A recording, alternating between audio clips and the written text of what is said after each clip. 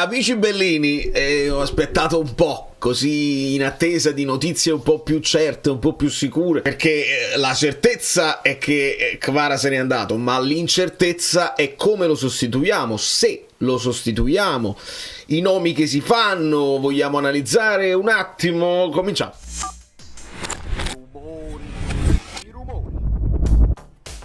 Vorrei unire i puntini, vorrei arrivarci per ragionamento, visto che non so niente. Benvenuto Idea Casa Marra e a tutti i nuovi iscritti, parecchi, che si sono affacciati sul canale. Questo video vi arriva tardissimo perché veramente era un'attesa. Si continua a parlare di Garnacho ed è un nome che a me piace, che ha tanti significati, specialmente a livello di futuribilità. E quindi voi lasciate un like perché magari con Garnacho si sblocca. Poi se devo fare lo sfogo, asfixio, nel senso che cazzo stai facendo Napoli, come ti permetti?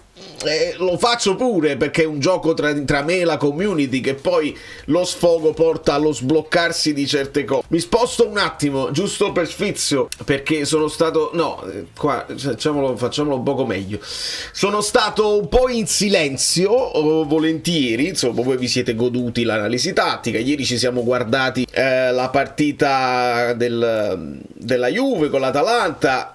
Onestamente la Juve sembra contenta di come ha giocato, però arriva un altro pareggio. L'Atalanta forse meritava pure qualcosina in più. La Juve avrebbe potuto poi anche vincerla. Il discorso Yildiz l'ho lanciato onestamente. Se devo fare un discorso forse anche di difficile realizzazione, io vi dico Yildiz, perché c'ha pure meno anni addirittura di Garnacho e vai a prendertelo da una rivale, è un altro paio di maniche. Ma capiamoci un attimo su quello che stiamo perdendo. Non voglio fare un video di nuovo sulle analisi di Kvara, perché poi arriva gente, ha giocato solo 3 mesi, sempre di meno.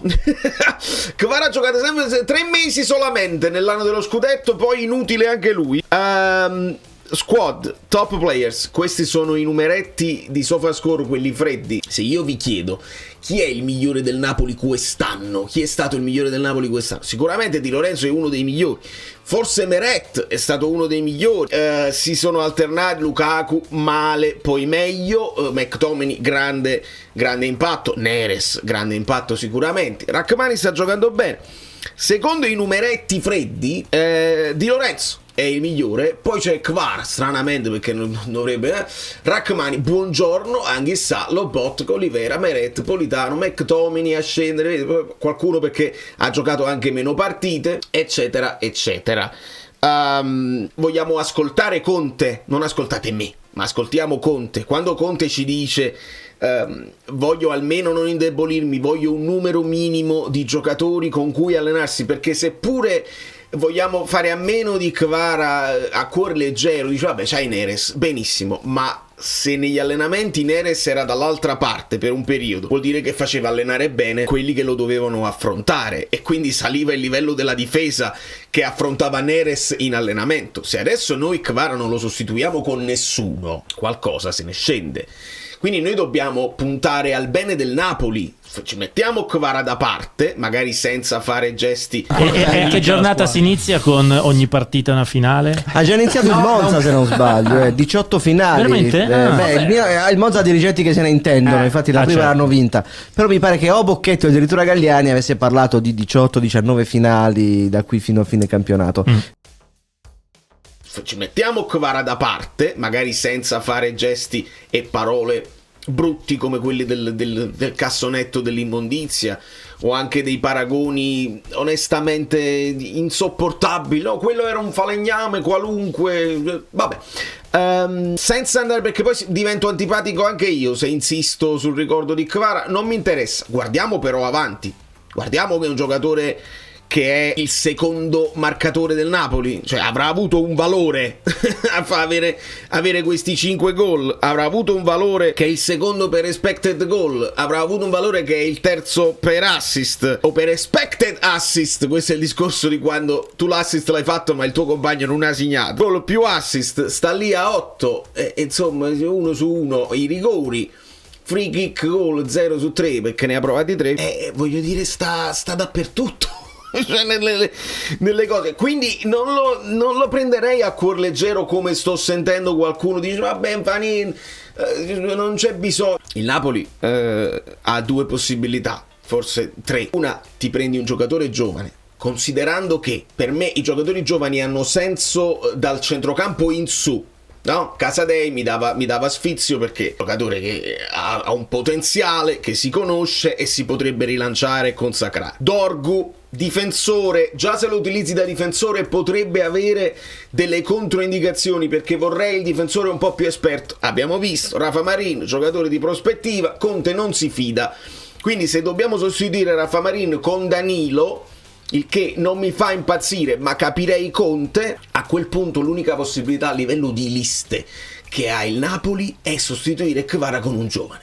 Un giovane è Dorgu, un giovane è Garnacho, un giovane è Casadei, un giovane è Ildiz. No, vi faccio 4 nomi che sono 4 nomi tra il possibile, l'impossibile, il molto difficile, lo sfizioso e l'imponderabile che il Napoli può fare. Se invece il Napoli vuole andare a colpo sicuro su un giocatore che ti garantisce di più, io Chiesa non sono convinto che sia un colpo sicuro, sono convinto che sia un giocatore che si porta dietro delle problematiche oltre che fisiche anche mentali, che si deve recuperare. Però si è parlato di Zegrova, si è parlato di altri giocatori. Qualcosa facciamolo, vi prego. Cioè Ndoye va bene, però Ndoye significa che poi devi togliertene un altro, ti devi togliere Raspadori o ti devi togliere Ngong, e a quel punto io mi tengo Ngong, se devo fare Ngong Ngong. Onestamente si può fare solo un discorso di averli tutti mancini. Questo è un punto su cui il Napoli può ragionare, e mi rendo conto anche che spenderne 70 per Garnacho in questo momento mi sembra esageratissimo.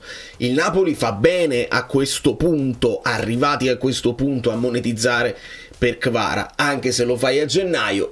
Questa è la situazione, non si poteva più andare avanti, va benissimo. Però abbiamo un'occasione unica, siamo primi in classifica e vediamo squadre dietro di noi che ogni tanto qualche punto per strada lo lasciano. Vediamo tra pochi minuti l'Inter che cosa fa, però abbiamo un girone di ritorno da far bene. Abbiamo cominciato benissimo prendendoci 3 punti che non ci eravamo presi col Verona all'andata. Se togliamo un tassello che, come volete voi, poteva anche essere inutile, non lo è stato, avete visto i numeri, lo dobbiamo sostituire con qualcuno. Non facciamo i tipi che vabbè poi si vede. Onestamente, quando tu sai di una situazione così bollente, ce l'hai in casa, dovevi già essere pronto con una soluzione. Così aspettare ancora, siamo a metà gennaio, è arrivato Billing che va a completare il centrocampo tra le riserve, Asa che pure secondo me non sposta nulla, il cambio tra i portieri, levi Rafa Marin che non spostava nulla, quello che aggiungi per Rafa Marin va bene. Onestamente non togliamo Kvara per mettere aria, mettiamo qualcuno, mettiamo qualche giocatore che io, se devo scegliere, preferisco la prospettiva. Preferisco uno che è giovane, non ti occupa la lista, non deve partire immediatamente titolare, perché Neres garantisce, perché Politano garantisce, perché ci sono altri che si possono alternare, e gli cominci a far assaporare la città, lo cominci a far ad abituarsi all'ambiente, conosce l'ambiente, e magari te lo ritrovi l'anno prossimo. La sensazione che abbiamo avuto tutti, e quando è arrivato Neres, perché Kvara, forse Neres arriva al posto di Kvara, e può pure essere che il Napoli al posto di Kvara ha già preso Neres, ma a questo punto, visto che Neres è stato fondamentale, devi prendere uno che ti sostituisce Neres, e secondo me puoi puntare anche su un giovane. Se Garnacho ti chiedono la luna, probabilmente il Napoli non lo fa. Se riesci invece a convincere, guarda che prendene 50 adesso, non chiedere 70, ti servono i soldi, non aspettare Rashford. Vedete quanti sono gli incroci, perché mi facevano rotare gli amici Bellini, e il Paris Saint-Germain si prende Kvara, può lasciare andare Colomouani, e quindi Colomouani che va alla Juventus. In qualche modo non volevamo aiutarli con Raspadori, tra virgolette li hai aiutati lo stesso. Quindi negli equilibri generali di squadre che proveranno a rinforzarsi in questa finestra di mercato, vediamo di non rimanere appesi, non mi sembra il caso, e non voglio darvi speranze assurde, perché non so niente, però alcune vocine mi dicono che il Napoli per Garnacho ci proverà assai fino in fondo, e il ragazzo sembra non escluderla la pista Napoli assolutamente. Secondo me si sente affascinato dalla possibilità.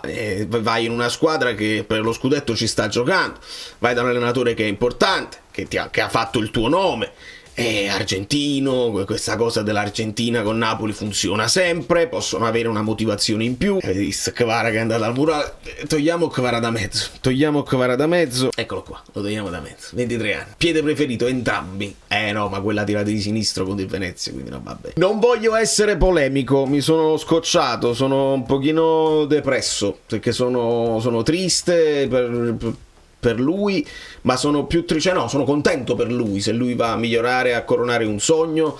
Sono triste per tutto quello che sta succedendo intorno, perché sento di tifosi e di addetti ai lavori che alcuni sono disonesti proprio perché dicono il falso per portare avanti un discorso populista.